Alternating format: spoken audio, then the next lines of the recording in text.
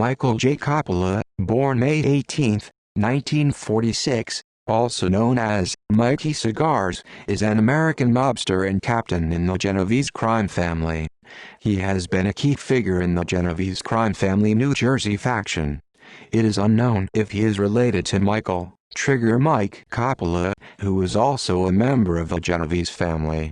He made national headlines when he went into hiding for 11 years to avoid a possible murder conviction.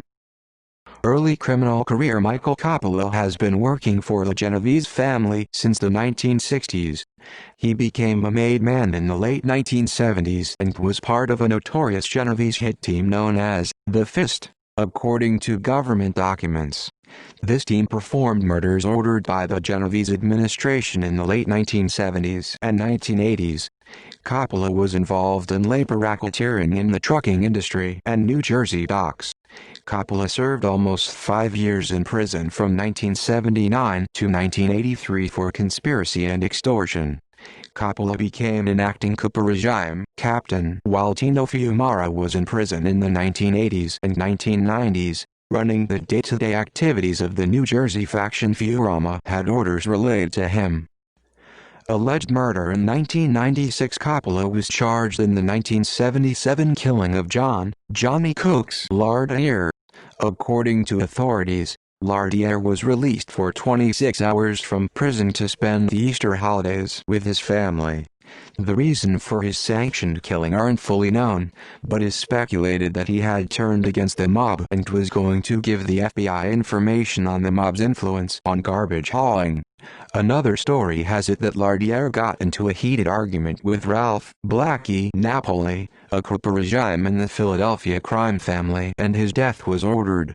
When Lardier got out of his car at a Bridgewater, New Jersey motel, the killer was standing in front of him with a .22 automatic pistol, complete with a silencer. When the gunman squeezed the trigger, the gun jammed. Lardier was both amused and annoyed by the man and allegedly said, "What are you gonna do now, tough guy?" The gunman responded by pulling up his pant leg and removing a .38 revolver from an ankle holster and shooting Lardier 4 times.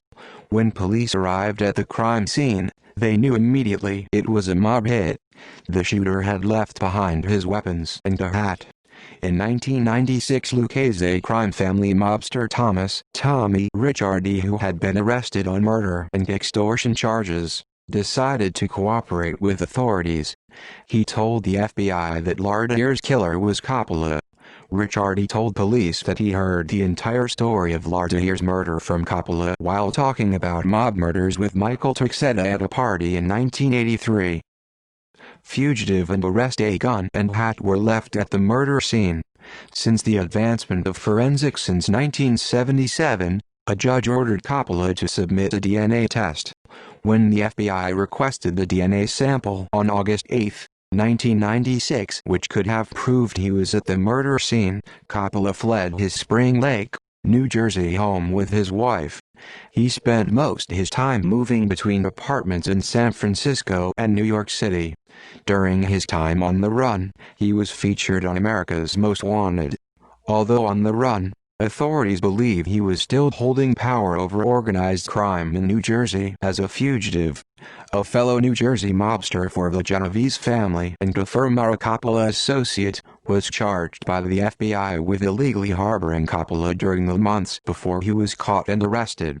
In April 2002, the U.S. Attorney's Office for the District of New Jersey obtained an indictment against Fiumara for conspiring to assist Coppola in Coppola's flight. In March 2003, he pleaded guilty to conspiring to conceal and failing to report that he had been in contact with Coppola.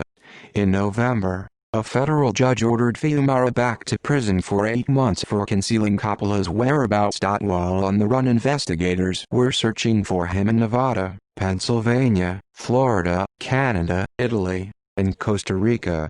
On March 9, 2007, after 11 years on the run, Coppola and his wife Linda were found and arrested.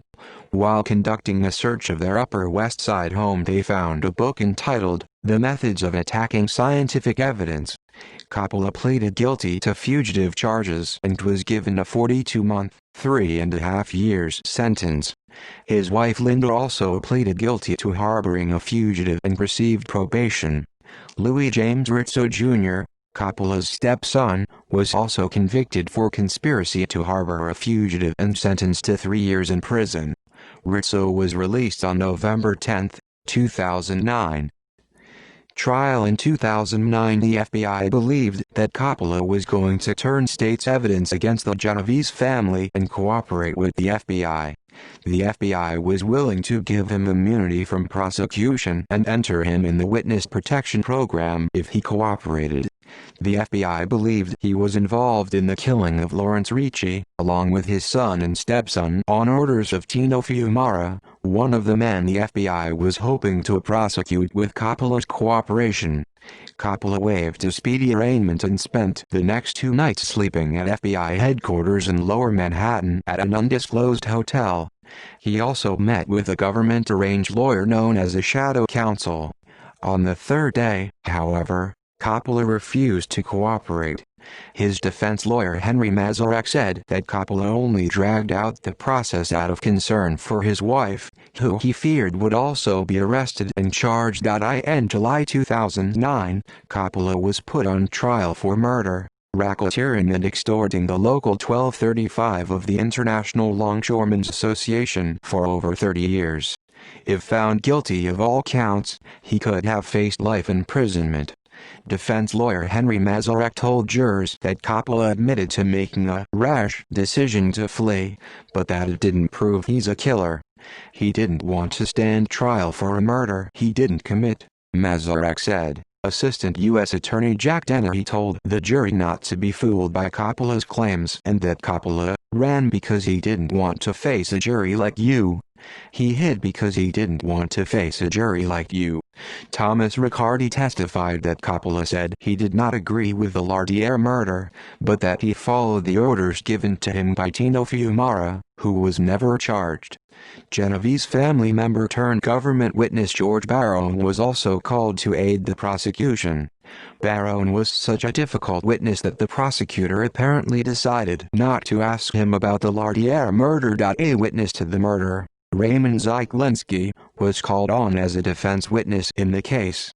Zyklensky refuted the prosecutor's story that Lardiere's killer taunted him and said all he heard was a horrifying scream. On July 21, 2009, Coppola was acquitted of the murder, partially due to the DNA test proving inconclusive since it matched 11 million white men in America. However, he was found guilty of violating the RICO Act for extortion and possessing false identification while he was a fugitive, which could have imprisoned him for up to 20 years. Coppola nodded and mouthed the words, "It's okay," to his wife after the verdict. Coppola was then taken into custody, already serving time for his original fugitive sentence in the Metropolitan Detention Center, Brooklyn. On December 18, 2009, Judge John Gleeson sentenced Coppola to 16 years in prison. He is currently serving his time at the United States Penitentiary, Atlanta, and his projected release date is March 4, 2024. References: Michael Coppola profile on America's Most Wanted. Bruno, Anthony, what are you gonna do now, tough guy?